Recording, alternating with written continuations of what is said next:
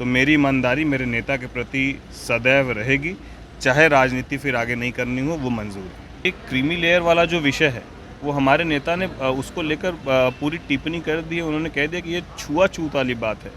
नमस्कार, दर्श न्यूज देख रहे हैं आप और मैं हूं आपके साथ दक्षा प्रिया। लोक जनशक्ति पार्टी रामविलास में बड़ी टूट की खबरें पिछले दिनों काफी ज्यादा चर्चा में आई। कहा यह भी गया कि लोक जनशक्ति पार्टी रामविलास के 3 सांसद टूटेंगे और उन 3 सांसदों में से खगड़िया से सांसद राजेश वर्मा, वैशाली सांसद वीणा देवी और समस्तीपुर से सांसद शांभवी चौधरी हैं। और इन तीनों के टूटने की बात कही जा रही थी। कहा यह भी गया कि बीजेपी इन्हें तोड़ने की कोशिश कर रही है। कारण जिस तरीके से आरक्षण में कोटे को लेकर के विरोध किया गया चिराग पासवान की तरफ से, उन्होंने सार्वजनिक मंच से खुले तौर पर इस फैसले का विरोध किया और सरकार के इस फैसले के विरोध के बाद से कई तरह की अटकलें जो हैं वो लगाई जाने लगी। अब इसको लेकर के जब खगड़िया सांसद राजेश वर्मा जी से सवाल किया गया कि क्या सांसद टूटने वाले हैं, तो स्पष्ट तौर से उन्होंने क्या जवाब दिया है, आइए पहले आपको वो सुनाते हैं। 3 सांसद जो है भाजपा के संपर्क में है और तेजस्वी के साथ आ जाएं। हाँ, ये कौन आ जाए? हाँ, तेजस्वी के साथ चिराग जी आ जाएं, बिहार का भला होगा। नहीं, ठीक है, अपने अपने जहन में ख्याली पुलाव बनाना ही चाहिए।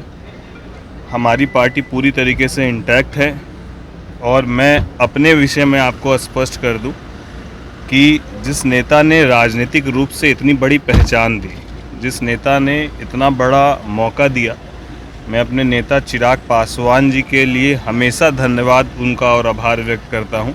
राजनीति लंबी नहीं हो, लेकिन जितने दिन की राजनीति हो वो ईमानदारी से जिसके साथ हो वो हो। तो मेरी ईमानदारी मेरे नेता के प्रति सदैव रहेगी, चाहे राजनीति फिर आगे नहीं करनी हो, वो मंजूर है। लेकिन नेता के साथ कभी दगाबाजी ना हम कभी कर सकते और ना कभी जीवन में करेंगे। मैं बिल्कुल हमेशा उनके साथ और उनके लिए गए निर्णयों के साथ कंधे से कंधे मिलाकर चलने वाला। इस बार टूटने की वजह बीजेपी को बताया जा रहा है कि बीजेपी की वजह से टूटेगी। किसी के वजह से टूटने और जुटने वाली कोई बात ही नहीं है। कोई टूटने का कारण तो हो, क्या स्टैंड लेना मुद्दों पर वो गलत है, और अगर गलत है तो फिर प्रधानमंत्री जी ने भी उसको लेकर संशोधन किया है। तो मुझे लगता है कि इन विषयों में कहीं कोई दम नहीं है। पता नहीं, मैं खुद ये देख कर आश्चर्यचकित था कि मीडिया में इस तरीके से कैसे चल रहा है, जिसमें उसके बाद हम लोग झारखंड में जो राष्ट्र कार्यकारिणी की बैठक हुई वहाँ सब लोग साथ थे। अभी भी मैं दिल्ली से आया हूँ तो माननीय नेता से मिलते हुए आया हूँ, सभी विषयों पर बात हुई। तो कहीं कोई ऐसा विषय पार्टी के अंदर कोई टूट, ये बाकी जो भी विषय हैं ये सिर्फ हवाई बातें हैं। पशुपति कुमार पारस के जिस तरह से नजदीकियां बढ़ी है बीजेपी से, कहीं यही सी का आकांक्षा लगाई जा रही है?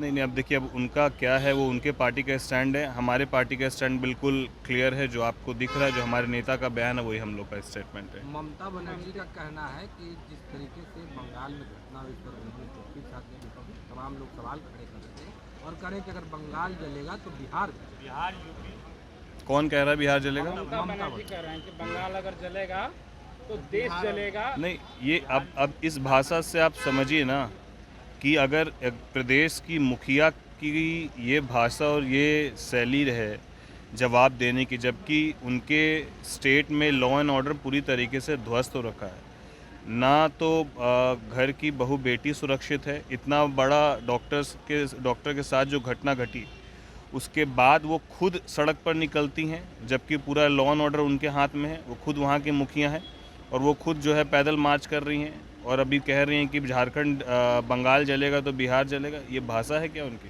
पहले बंगाल तो संभाल ले। जीतन राम मांझी आपके नेता को टारगेट कर रहे हैं, चिराग पासवान को, और लगातार उनको लेकर बयान दे रहे हैं, कर रहे हैं कि हम लोग आरक्षण की बात कर रहे हैं, चिराग पासवान हिंदी हो गए, कई तरीके का बात निकल गए सामने। नहीं, मुझे लगता है कि हम लोग मांझी जी को बतौर गार्जियन और अभिभावक मानते हैं, और पता नहीं, मैं ऐसा सुना नहीं हूँ कि जो शब्द और शैली आप बोल रहे हैं कि उन्होंने कहीं कही है, और अगर कहीं भी उन्होंने कहीं है तो मुझे लगता है कि वो अभिभावक हैं। इन चीज़ों पर उनको मंथन करना चाहिए और चीज़ों को समझते हुए ही आगे के विषय को रखना चाहिए। कोटे के अंदर कोटे की जो बात की गई है आरक्षण को लेकर, उसको आपकी पार्टी कैसे देखती है? नहीं, हमारी पार्टी का स्टैंड, हमारे नेता ने पूरी स्पष्टता से कहा कि ये क्रीमी लेयर वाला जो विषय है वो हमारे नेता ने उसको लेकर पूरी टिप्पणी कर दी है। उन्होंने कह दिया कि ये छुआछूत वाली बात है। तो यहाँ पर क्रीमी लेयर वाला कोई विषय ही नहीं रह जाता है। और खुद जब मांझी जी माननीय मुख्यमंत्री थे उस वक्त कहीं पर गए थे तो मंदिर धुलवाया गया था। तो ये विषय तो हमारे नेता ने पूरी तरीके से स्पष्ट कर ही दिया। तेजस्वी यादव लगातार अपराध हो या फिर बिहार में ट्रांसफर पोस्टिंग का मामला हो, इस पर लगातार वे कह रहे हैं कि बिहार में जो है अच्छे ऑफिसर जो हैं उनको दरकिनार किया जा रहा है और उनके चेले बेलचे हैं वो लोग ट्रांसफर पोस्टिंग कर रहे हैं। नहीं, अच्छे ऑफिसर्स की सूची वही बता दें कि कौन अच्छे ऑफिसर्स हैं। RS भट्टी को काम नहीं दिया जा रहा बोल रहे हैं। अब डीजीपी जो खुद पुलिस मुख्यालय के सर्वा हैं बिहार के, उनको कोई काम करने से कैसे रोक सकता है? आखिर डीजीपी से ऊपर कौन फिर पदाधिकारी है? तो ऐसी बातों से लोगों को दिग्भ्रमित करने वाली बात है। बाकी वास्तविकता क्या है वो जनता और लोग जानते हैं। बिहार में जाति आधारित गणना हुआ था, चिराग पासवान पूरे देश में करवाने की मांग कर रहे थे। आपकी पार्टी आवाज़ उठा रही है, क्या होने जा रहा है? नहीं, बिल्कुल हम अपने नेता के स्टैंड के साथ, और हमारे नेता ने इसीलिए कहा कि अगर जातिगत उनका बस उसमें थोड़ा सा ये सुझाव ज़रूर है कि जातिगत जनगणना के वो पक्षधर हैं, लेकिन वो सार्वजनिक हो इसके पक्षधर नहीं हो। लेकिन वो आंकड़ा बिल्कुल आना चाहिए ताकि उस आंकड़ों के आधार पर ये तय किया जा सके कि किस जाति समाज की संख्या कितनी है और उनके लिए हमको क्या बेहतर करना है। ये जानकारी होनी चाहिए, लेकिन वो सार्वजनिक नहीं होनी चाहिए। राष्ट्रीय लोक जनशक्ति पार्टी के जो नेता हैं वो कह रहे हैं कि चिराग पासवान अब राहुल गांधी के बोलने शुरू कर दिए। राहुल गांधी भी बोल रहे हैं और चिराग पासवान भी बोल रहे हैं। खैर उनके विषय पर हम कुछ बोलना नहीं चाहते हैं। वो इसी तरीके से जो बोल रहे हैं वो कौन बोल रहा है और बिना कोई हाथ पांव वाली बातों पर क्या ही जवाब दिया जाए।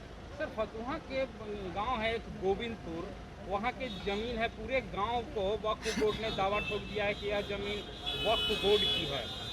पूरे गांव को खाली करने का आदेश। ये जांच का विषय है। मुझे लगता है कि इसको लेकर सरकार तत्पर है। मेरी नज़र में ये जहन में जानकारी आई थी और ये जांच के बाद ही स्पष्ट हो पाएगा क्या है। बिहार में एनडीए की सरकार है, केंद्र में भी एनडीए की सरकार है, पर ट्रांसफर पोस्टिंग को लेकर सवाल खड़े हो रहे हैं और कह रहे हैं कि अब जो पैसे दे के आते हैं उनको मलाईदार जगह दिया जाता है, जो पैसे नहीं देते उनको सेंटिंग में डाल दिया गया। कौन कह रहा है ये? तेजस्वी यादव। नहीं, उनके तो बहुत सारे आरोप है, वो लगातार ही आरोप लगा रहे हैं। अब इन विषयों पर क्या कहना? जब उनके खुद के कार्यकाल में क्या होता था, क्या वो छुपा हुआ क्या किसी से? और खुद ही उनके इन्हीं विषयों को लेकर तो माननीय मुख्यमंत्री जी को जब इसकी जानकारी हुई थी और उनको पता चला था कि उनके खुद के डिपार्टमेंट में ये तमाम चीज़ें हो रही थी, तभी तो गठबंधन टूटा था। तो सुना आपने राजेश वर्मा क्या कुछ कहते नजर आए हैं। साफ तौर से उन्होंने बताया कि जिस नेता ने उन्हें इतनी बड़ी पॉलिटिकल पहचान दी है उनके साथ वो दगाबाजी नहीं कर सकते हैं। राजनीति कम दिनों की हो लेकिन वफादारी होनी चाहिए। कुछ इस तरह की बात खगड़िया से सांसद राजेश वर्मा करते नजर आए।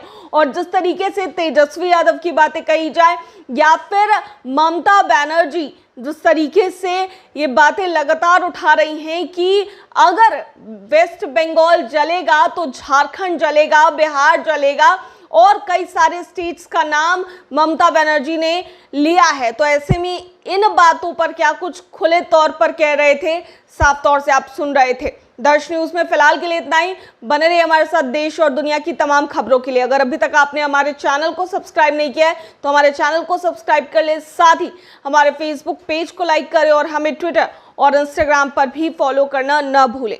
धन्यवाद।